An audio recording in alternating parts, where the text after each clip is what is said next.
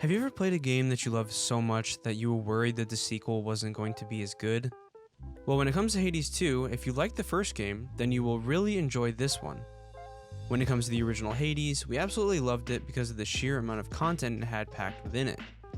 The roguelike aspects of the game made it so that you can play the game over and over again, and every run will be different. With Hades 2, it is everything that was great in the first game and more. So here is our Buyer Pass review of Hades 2.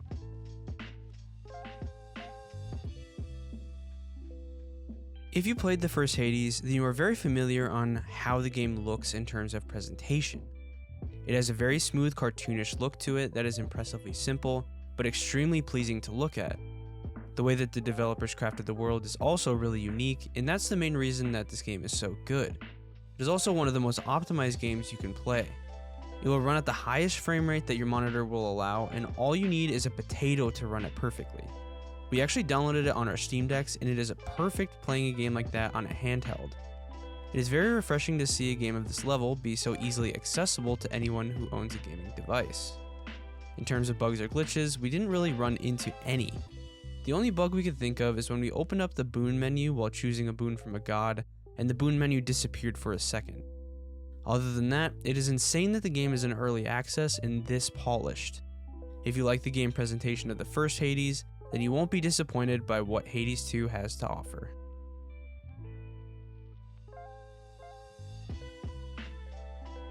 If you are familiar with any other roguelike, you will enjoy how this UI is in Hades 2. It is simple but satisfying and will just keep getting better as the development of the game goes on. The gameplay itself is also very simple. You start by choosing one of 5 weapons that are currently in the game, and you also choose tarot cards that give you special abilities for each run. It's a roguelite, so you do get stronger and stronger each run, so you won't get thrown back into a basic state if you die like a normal roguelike would. There's a hub area where you could purchase items from a shop, talk to NPCs, and brew items in a witch's pot where you get permanent upgrades to help you farther along in the game. Everything in this hub area helps to progress your journey throughout the game. Once you choose your weapon, you can choose one of 2 paths that both lead to pretty crazy areas and bosses. You can head down to Tartarus, or you can head up to Olympus. Each area does have a final boss, but as of this video, the endings after the final bosses are incomplete. Do keep in mind that they are clear with this information, and they did say that if you want the complete package, then wait for the game to fully release.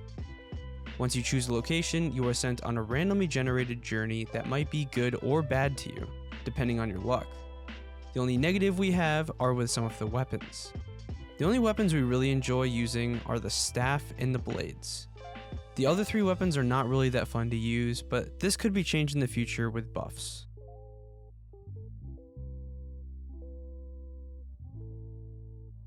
As we said before, the story of the game is technically incomplete, but what is there is insanely polished. Though some of the character models have a placeholder, and the keepsakes also have a placeholder image, but it is pretty obvious that they have worked extremely hard to get where they are at today. The game has you following Zagreus' sister Melanie, who is working to destroy the Titan of Time, Kronos.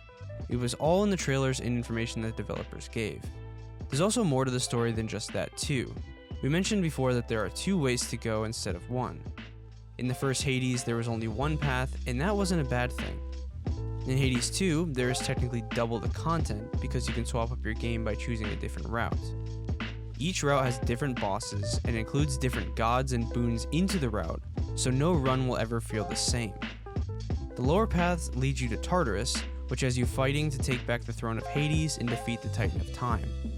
The upper path has you pushing your way to Olympus to figure out what is making the gods so angry. There's also mini questlines for characters all over the world, and you will run into a lot of NPCs when you are doing your various runs. Obviously, the game isn't complete yet, but we do think that Melanie isn't as interesting as Zagreus from the first game. But that can all change when the developers flesh out the game and have it fully completed. So we can't really give exact details on if the story is good, but what we can tell you is that we are really enjoying what the game has currently.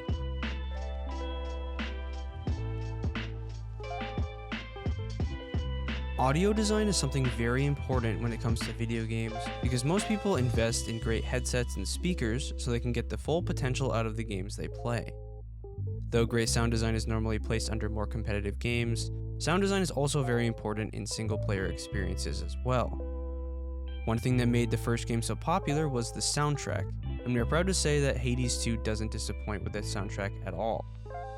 The music when you are running around in the hub to the boss music, it all fits so perfectly. And each area has its own music for exploration and combat sequences. They did a really good job with it. There's also unique music when you reach certain NPCs as well, which makes for great immersion. If you liked Hades and its soundtrack, then you will really enjoy Hades 2's soundtrack, because it is just more of what made the first game great.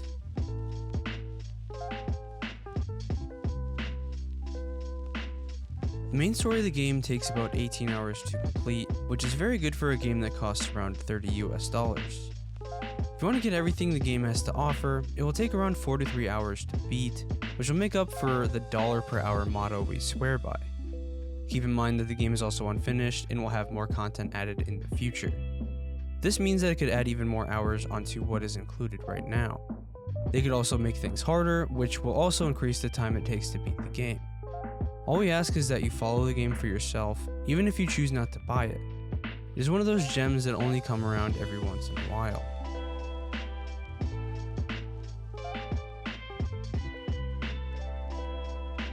Whether you should buy the game or pass on it might be a bit complicated for this game as of right now. Yes, the game might have more content than the first game, but it is technically incomplete. The developers did come out and say that you should wait on the game if you want to have the whole package, but it is totally up to you if you want to invest in the game early or wait for the full release. It's difficult to wait for the game to come out when it is technically playable now, but some people want to spend money on the full package. We are going to play as much as the early access gives us, and then when the game fully releases, start a new game with the newly added content. If you like the first game, it is definitely worth buying in early access to help out the developers with their development of the game. Do keep in mind that as of this video, the game is currently in early access and is unfinished. Even though it's not complete yet, it still has more content than most other games that are like it.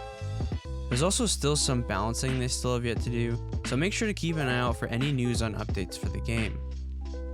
We do hope you enjoyed the video, and let us know if this video persuaded you to get the game. You can also wait for the game to fully release if you want to get the whole package.